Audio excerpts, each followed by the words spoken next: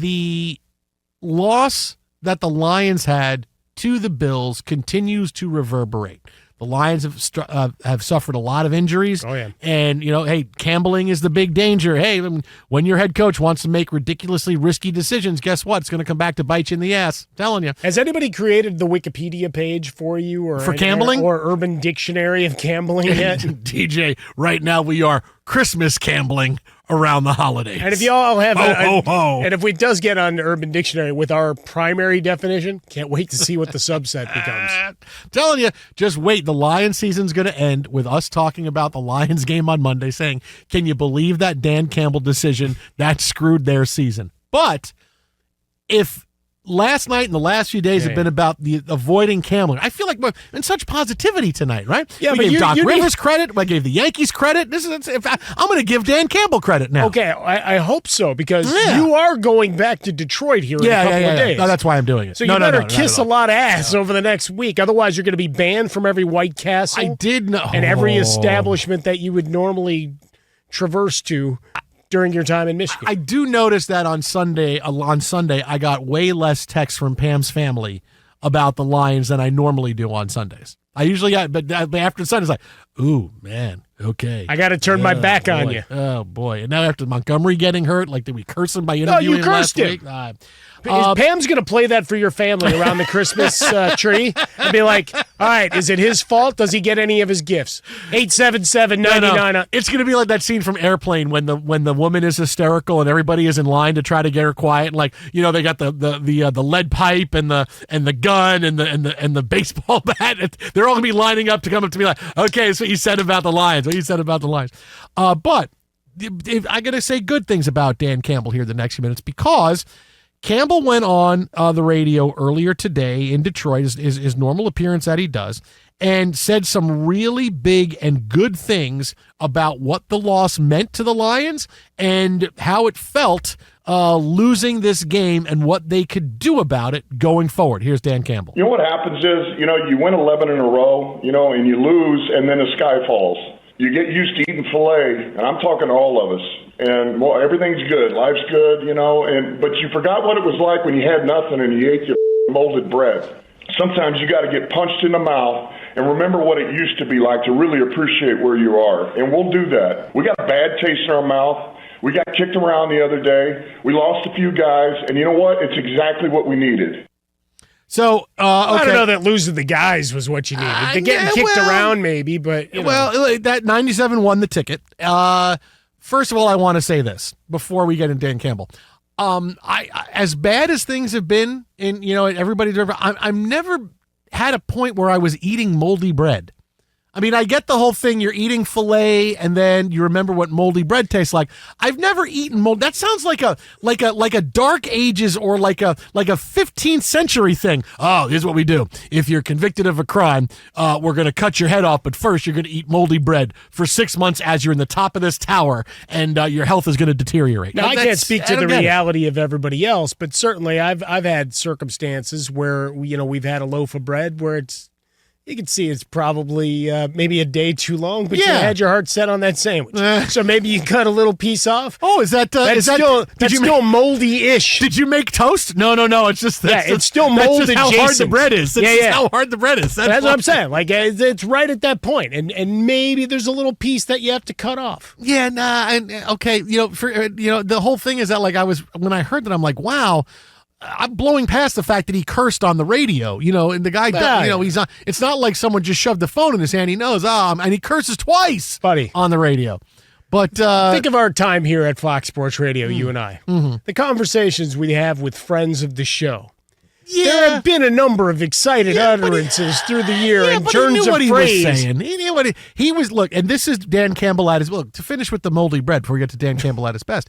I mean, it's just very we're eating filet.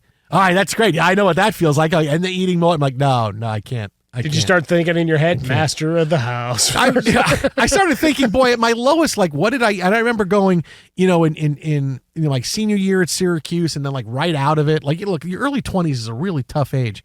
And I remember going I was excited to go get ramen noodles. I can get a cup of ramen noodles for $1.19, and that's like dinner. And I was like, okay, that's great. Like, I mean, that's where I was at. With like, okay, if I was eating filet to eating ramen noodles, where that's I'm like, the okay, one thing that's all I can inflation have. has not hit. Oof, man. Because you could still get a cheap ass thing of ramen noodles. Now Yeah. you could go high end and get Yeah. your momofukus and stuff, and take it next level. Yeah, no, you could do that. But I mean, but look, you could certainly still get your $1.19 cup of sodium. yeah, oh, it's you get the sodium is. I think it says actually extra sodium on the. Why are his eyes so swollen? Oh, look, that's He's been great. crying a lot. It's like, nah, he ate dinner. Am I doing one of those diets where a lot of salt is good? Yeah, give me that. But now that being said, I mean, it's like Middle Ages stuff. Hey, give him the moldy bread and the ale that comes from camels. Yeah, but the other part of it is that I agree with him, and this is what Dan Campbell does well.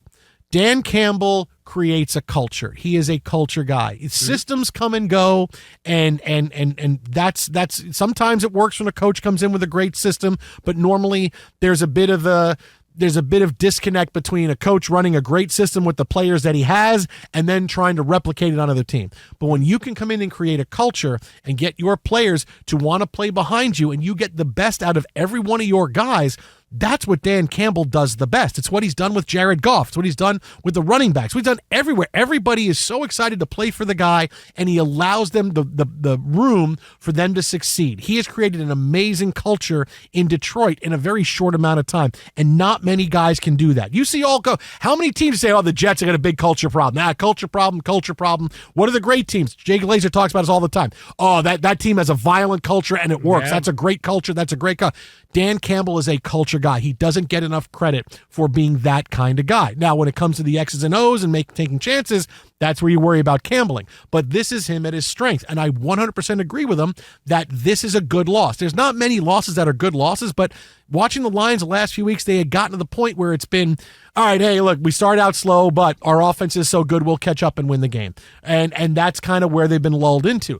To get a bit of a reality check like this, where we know we can't fall down 14-0 to a good team, because if that happens in the playoffs, we'll be chasing them the whole game, because after the Bills got up 14-0, it was a pretty even game, but it didn't matter because the Bills had already won the game at that point because the Lions had difficulty getting into the game. So, yes, that's a really good loss for the Lions because now they can go through, win the last 3 games. You're talking about some kind of home field advantage. Like, this was a good loss. Like, not every loss is good. Not every loss I can find a big positive about, but this is one of those, hey, we had won a lot of games. We were getting sloppy, but it's hard and we keep winning games. Now we've lost. Now we can refocus and get back, and you're going to see another Lions team that is even more focused. They're going to come out of the gate snarling this weekend, and that's a really good thing. Dan Campbell knows the right buttons to push with his team. Yeah, it's the curiosity of how much the attrition and the loss of so many players on the defensive side, now Montgomery, come back to haunt you, but certainly Jared Goff put up points, and they fought back into that game. And made it one of the thrilling games of this NFL season. In a season we've lamented a lot of bad play, but certainly going back to his introductory press conference, right, when we were kind of chuckling by the phraseology or whatever, but it's like, if this works, he's a mad genius.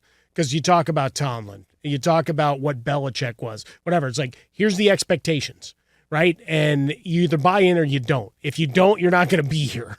We're going to figure out another way and another path. And coordinators can come and go, and certainly for Detroit, when you do the long look ahead of, are they going to lose both their coordinators, and what happens when that happens? We saw it with Philadelphia after their big run a couple of years ago, and then you had the collapse last season. And now they're back on top, and part of that is Barkley, part of it is whatever ills are there. They've been able to lock in a closet well enough. But all of that to say, you've got a team where man-to-man, they buy in. And for Campbell, I think there is something to the old approach of you need to get punched in the face and awakened every once in a while, right? You're sleepwalking and life's easy. And then it's a matter of how you adjust. Not to steal the old Rocky line or quote it all the way through, but it's you're going to have some pitfalls. I've known plenty of folks who've gone through life where it's been fairly charmed, and then the first sign of adversity, they run. And here with Campbell, he's saying, that's not us. That's not what we do here. The Montgomery loss is really curious to me, though, right? Just in terms of how you tried to orchestrate that offense of using him as a bit of a sledgehammer early and late, and he and Gibbs and what a tag team they've been, Sonic and Knuckles, as we've joked about quite a bit. But it's that idea for Campbell in this appearance, and look, the guy's consistent, right? He's going to own when he makes a mistake or when maybe even people just perceive he's made a mistake, but he's true to himself. You don't have to like it, but you have to respect it, because that's where we're at with this Lions squad, and certainly 3 games down the stretch that are winnable to go back in with another streak heading into the playoffs.